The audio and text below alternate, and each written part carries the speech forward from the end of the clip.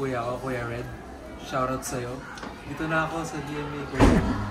So, kami dalawa yung nagsulat nung pandemic. Kasi nung time na yun, hindi kami makalabas, wala kami ibang gawin, nasa ano lang.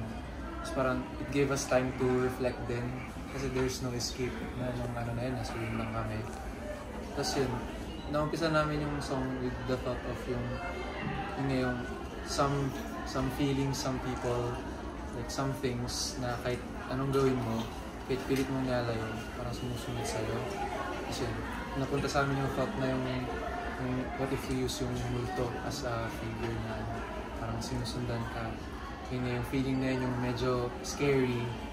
Kaya ayun, tapos hanggang nun parang nagbilis na lang din namin na sulat kasi question lang pala with multo, para ano yung message na gusto nyo maramdaman ng listeners nyo with that song?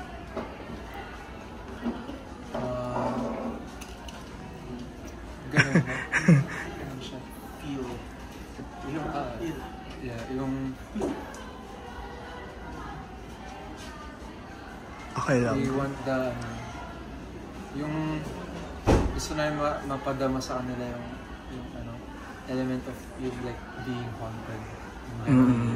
Na yung feeling na yung parang wala ka namang nakikita. Pero like andun pa rin, andun yung bigat. Ramdam mo, yearning yung ganun. Yung mga emotions ay mga feelings na can't be explained naturally.